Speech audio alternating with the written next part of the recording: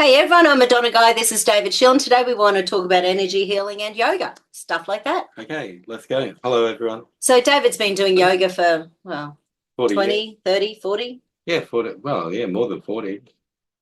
Yeah, 40 years. Really? Holy crap. What do you mean? So why did you get into yoga in the first place?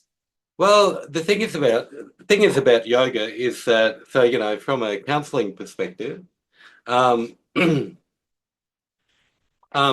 yoga and even though yoga's become a very popular thing in Western culture in generally, um, it's become, and the reason it's become that is because around the early 2000s, a type of therapy called ACT therapy, which is what's it, attention commitment therapy, Right? right? That came about, and they were using mindfulness as part of the therapeutic process. Right. There are a couple of theorists who became quite famous for this. The guy, the guy who invented ACT therapy, his name's I think Russ Harris. And also at the same time, the early neurobiological stuff was happening, Yes. and they were starting to realize that mindfulness could reintegrate the brain. Yeah. And the theorist who was working on that mainly was Dan Siegel. And so Dan Siegel in counseling theory is really quite famous. He's worked out all the dopamine stuff. He's done a lot of work with teenagers and working how, especially dopamine and how we co-regulate so many things. And he had a big focus on narrative. Anyway, Dan Siegel, and it was all about mindfulness Right. and mainly mindfulness. And so that was the first move of a yoga theory entering modern psychology, Hmm. really. And so, and even though it wasn't yoga, they weren't calling it yoga yet. They were bringing it from Buddhism. But Buddhism came out of the yoga system because Yeah, it right. emerged from India. And of course, Buddha is considered an incarnation of Vishnu. So it's still yoga in one sense, even though it traveled to all throughout Asia. It went to China, it went through to Thailand, it went all around. Buddhism became predominant, Cambodia. And but it was a part, like when you look at Hinduism, it's not just Buddhism, they've got all the other Hindu gods there too. So it's actually a part of the yoga system. Because what people don't understand about yoga is people see it as exercise or that, but it's actually a part of the religion of India. Right. Okay. And so if we talk about yoga, we all of the modern references are from Pantajali, and you can look it up, Pantajali, the Pantajali's Yoga Sutras.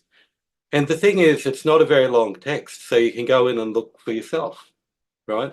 And so in the way it's divided up there, so everyone's doing yoga now. Nearly everyone we know is doing yoga and they've been recommended by their therapist or just through looking on the internet and realizing that so many parts of yoga actually help your well-being. Hmm.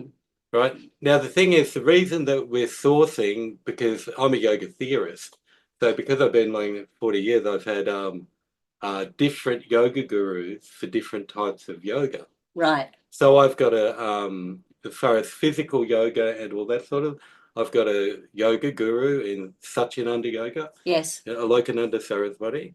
And then Bhakti Yoga, I've got a different guru called Govinda Maharaj. Right, so because when you look at the Yoga Sutra, yoga is divided up into four parts.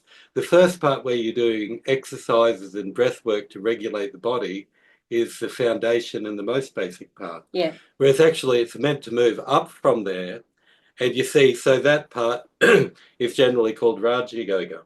So Raja Yoga, it's yoga of the mind. And you see, we're doing mindfulness, we're doing meditation, we're doing breath work and asanas. Yeah. But then after that, that's the base level. And after that, it's called Karma Yoga.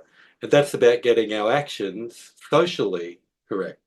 Right, so karma yoga, it's about looking at our karma, looking at our destiny, looking at our family situation, looking about the social setting we're born into, and how to develop our values and morals correctly so that we do action that disturbs people less Right. and maybe makes good in the world. Yeah.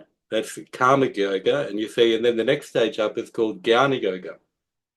And jnana yoga, which means getting knowledge right. What is what?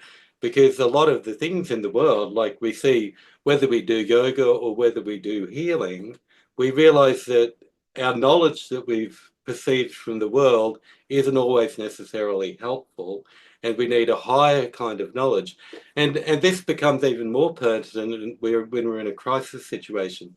So you see people with addictions, when they go through a process like Alcoholics Anonymous or Drug Anonymous, they're always working with a higher power, whether they believe in God or not. And so it's like, so the higher types of knowledge, we're actually working how to get true to our values, Right. and find a type of knowledge that in a crisis situation, like especially in grief work. Do you know some people have never thought about their values? No, well, that's Some people just never think about their values and their higher truths. They just don't think about them. And it's not until, sort of as a practitioner, and sort of like if for example, health is not a high value, then someone will not spend money on their health. right.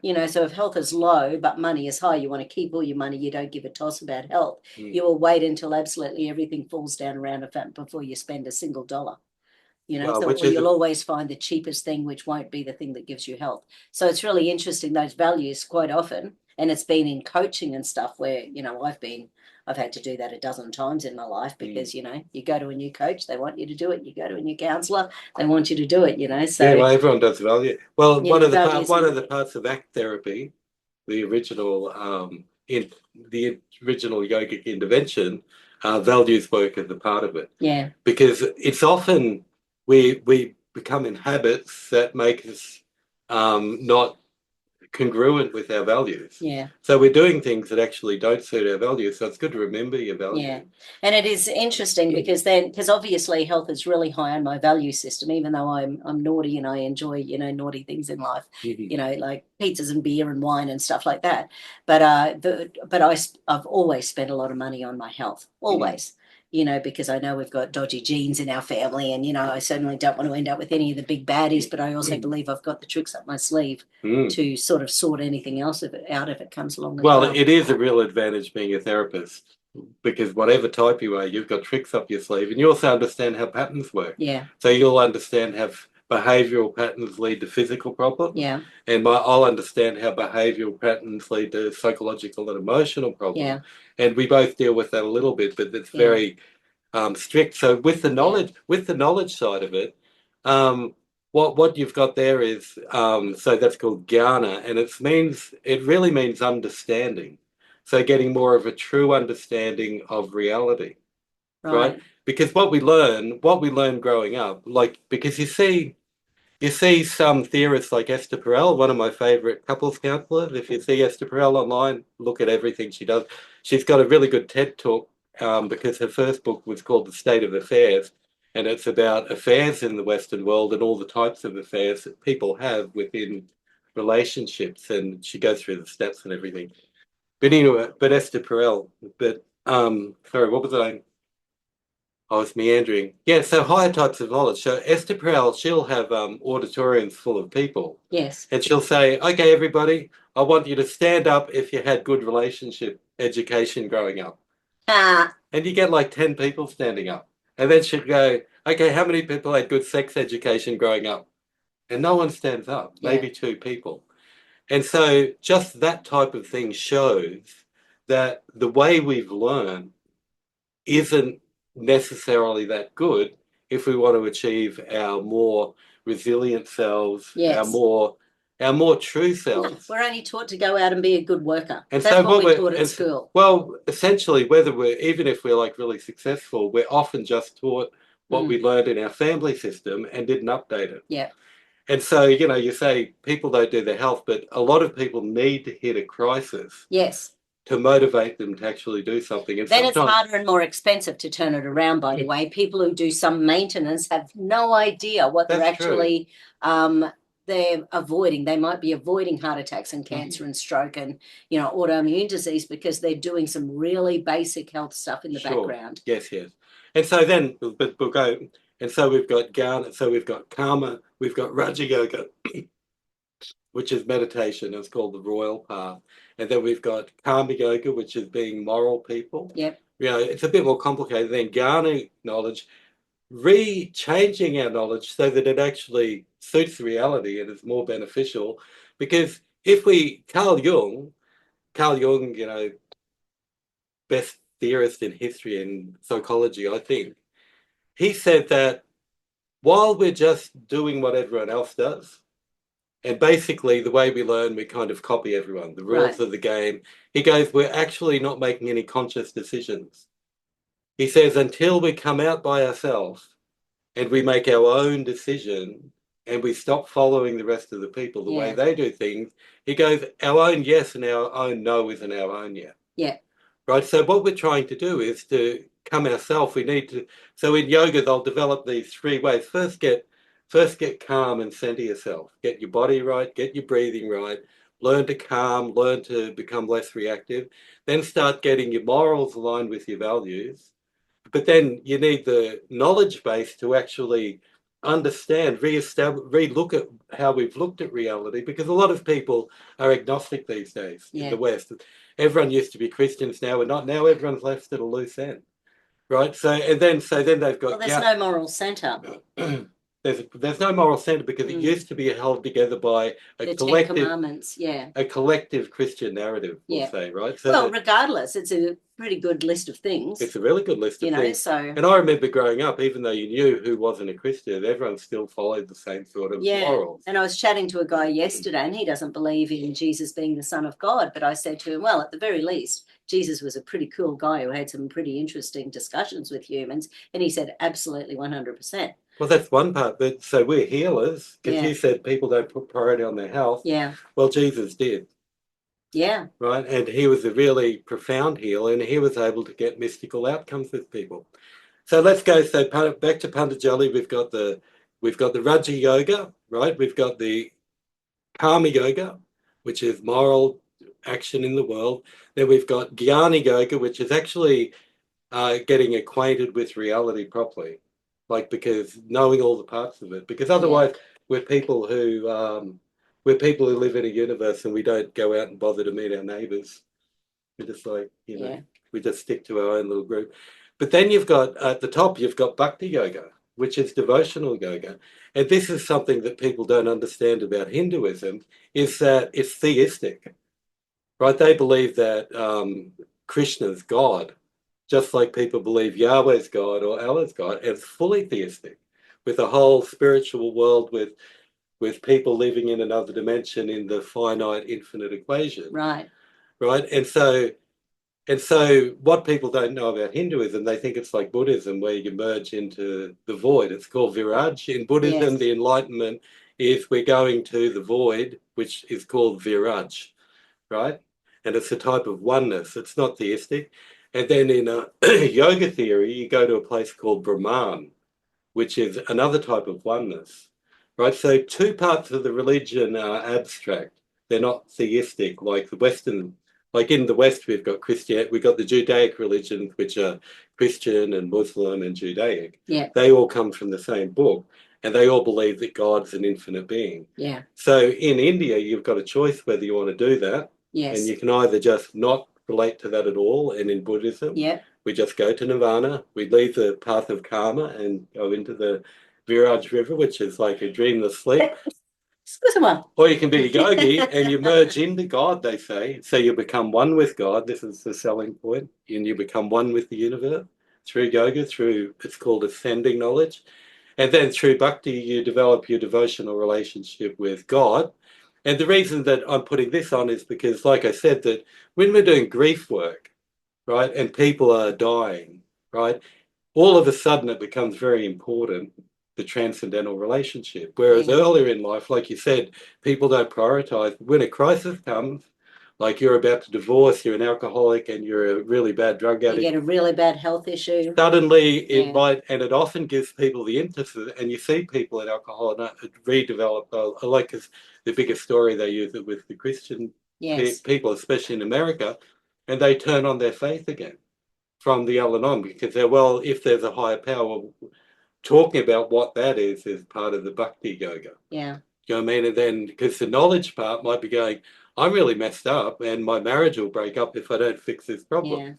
And I think so many people have come back to Christianity or spirituality in the last 4 years, because when the world shuts down and all of a sudden, you know, everything's been switched they have off. something that I've seen live.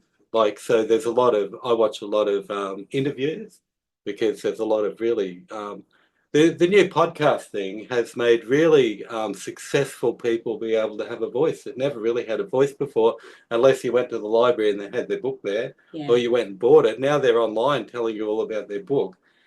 And so that has caused a revolution. What I noticed about these people, some of the more famous ones, really big podcasters, suddenly they've all started doing counselling, and a whole bunch of them believe in God when they didn't before. And that is like there's a lot of people with, you know, 1 million, 2 million like Russell viewers. Brand, for example. You know? Well, he was one of the first to go, but then there were more critical guys who were real agnostics, and suddenly they're believing in God, you know. Even someone or maybe they're admitting. Someone like maybe Jordan they're Peterson. admitting it. And maybe, I don't know, whatever it is, because, you know, because ultimately, if we're all... I mean, Jordan knows the Bible pretty bloody well, so I'd be Jordan surprised Peterson. if he was totally agnostic, because he is very well versed. He might be a bit. Anyway, I had some issues with Jordan Peterson. I know you do. And although I like a lot of... I used to watch his lectures before he became in public, and they were very good. Yeah. So his lectures before he became... political. It's very political now. I mean, the kids would get up in the class and clap at the end. I've never seen people clap at the end of a lecture before. I went to see him live. Oh, did you? Also saw Tucker Carlson. I'm going to see Candace Owens. Okay. Anyway, and Peter McCullough. Right. Anyway, so... Well, all in the knowledge. So we want to update our knowledge. Well, yeah, and I think that's been the big thing. And I think the whole thing about yoga is because it gives you that time and space to breathe. Right. And to recenter. That can allow anything to blossom from your life. Right. Well, because when you're running on that sympathetic nervous system, you know, the stress, the fight, flight all the time. Okay, so yoga counteracts that. Yes. Shall we go? So let's go to the intervention. We've got a couple of minutes. A couple of minutes. We'll talk about how yoga is an intervention. Yes. Okay, so Bessel van der Kolk, you can look him up. Bessel van der Kolk yoga. Bessel van der Kolk wrote The Body Keeps the Score. And they did treatment-resistant women with post-traumatic stress disorder, and they got really good outcomes, right? So that's the paper that everybody's working on. Except what's really going on when you're doing yoga is that Sigmund Freud and Carl Jung, they both had the same idea that we're making the unconscious conscious. Right. Right? What yoga does, even the most basic forms, even just doing asanas, we're dysregulated. So our body moves all the wrong way and it gets put out of alignment. Yeah. Yoga puts it back in alignment. Yeah. And what does that do? It makes you breathe better. It makes your organs better. It makes everything function better by making the unconscious, which is the automatically regulated or the semi-automatic. So because also we blink, right? We blink all day. It's automatic. Our eyes get tired. When we sit down and we close our eyes, we're giving our eyes a rest. Right. When we're controlling our breath, actually the thing is we're normally breathing too shallow. We've probably got too much oxygen, and so we're breathing really shallow. But as soon as, if you say to anyone, take a good breath now, everyone will go like this, and they'll take a nice deep breath, because as soon as you think of it, you don't want to breathe shallow. No, some people don't do that. I've said that. No. Okay, well, let's talk about it. So highly strung people, they're more likely to go. Right, okay. And I've seen people do that over the years. So some people don't know how to breathe. That's right. People don't know how to breathe. And once again, we've got the way we've learned isn't good enough. Yeah. Right? And so all the parts of yoga, they make these things regulated or conscious. They're making the unconscious conscious. Yes. We blink all the time, we don't notice. As soon as we sit down and close our eyes, we notice we're not blinking and we're giving our eyes a rest. Yeah. As soon as we start breathing effectively, for a start, it calms you down.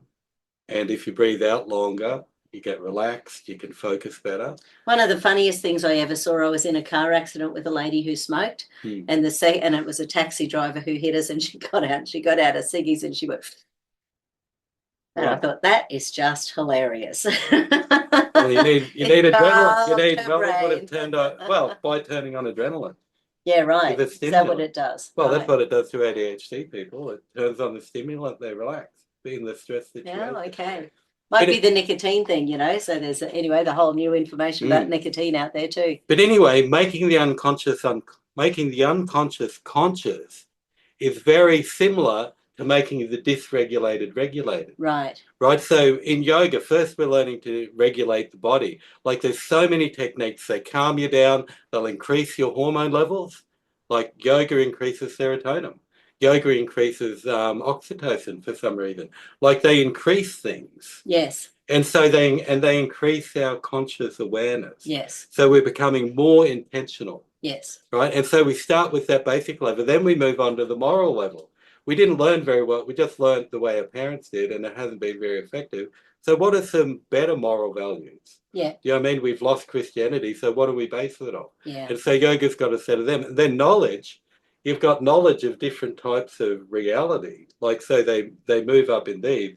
And then you've got the devotional one on top. And the interesting thing is they've got ideas of it. They give you choice there. Yeah. So you've got choice of all types of different worship that are still within the same system. Yeah. So people have a choice, which is really creative. Yeah. And so it just means we become more conscious. And the idea of, and then looking at Jung's idea of that what's in the unconscious. So Freud's idea was in the unconscious, they're all defense mechanisms and attachment problems we had from children. So we catastrophized and all of these things Yes. that we learnt during the 5 to 13 age. Yeah. And they're called the defense mechanism. And they normally develop around then, and we get into puberty and everything starts going like this. But Jung said in the unconscious is all the good stuff too. So I postulate if we have a soul, we'll find it in our own unconscious. Because Right. as we make our unconscious conscious, we'll find the things in there. And if there really is a soul, as Jung postulated, I say that you'll find it in the unconscious. So by making the conscious more and more conscious, we'll find more conscious parts of ourselves. There was a chat online a couple of days ago. I think it's the first time I've seen so much anger about the possibility of a soul. Really? Because there's anger. a possibility of an asshole. I think they're called narcissists. And apparently they're like nearly 5 to 10%. So one of the big political volleyballs at the moment in both America and Australia is the whole abortion thing. Right. So there's lies going on in America saying that Donald Trump wants to stop all abortions. There's lies going on in Australia where Chris Foley, our Queensland guy, wants to stop all abortions. That's not what either of them want. Okay. That's a lie. That's a straight out lie. Yeah, but everybody knows that. But these are the lies being pushed. So anyway, here in Australia, and I know it's happening in the US as well, babies are born alive during an abortion and they're left on a petri dish to die. They don't have to give them drugs and this is happening to many hundreds here in Australia of children per year since we allowed full-term abortion. So so is this a dilemma in the karma section? So anyway, so within this, the knowledge section? so within this, it was all about the soul. So people were going, oh, well, there's no soul. So what are you arguing about a soul for? Anyway, so that was my soul story. I might remove that. Huh? I might remove that a little bit. Well, it's a very controversial topic. Yeah, I might, if I remember. And if it's still here, sorry about that. Oh, well, sadly, it's a polarizing topic. And, you know, from a counseling point of view, I mean, I studied women who have abortions, even though when you're young, you might believe like that. People often grieve that day for the rest of their life. Yeah. Because they come into counseling about it. Yeah. And, you know, it's like we make those decisions often when we're young and with the knowledge that the people around us are giving us. Yeah. And I suppose it depends.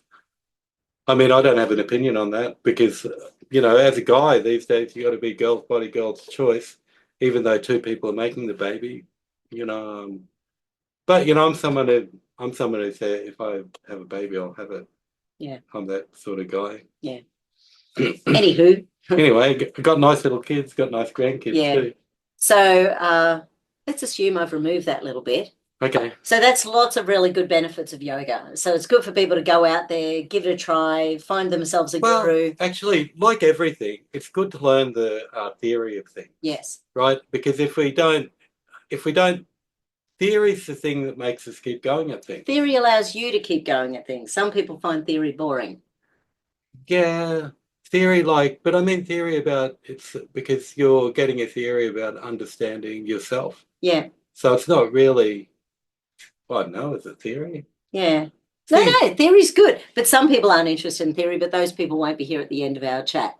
and that's fine. Well, That's they can fine. always come in and have a nice session, and we can go through it. And because psychoeducation is a big part Yeah, I think it's of huge. counselling, and also a big thing we do are lifestyle things. So with all the neuroceptors, there's different lifestyle things you can do, including yoga, that it can actually harmonise the body, take the stress out, and allow the body to heal better. Yeah, awesome, good Yeah. stuff, David. Bloody champion. Yoga, viva la yoga. Viva la yoga.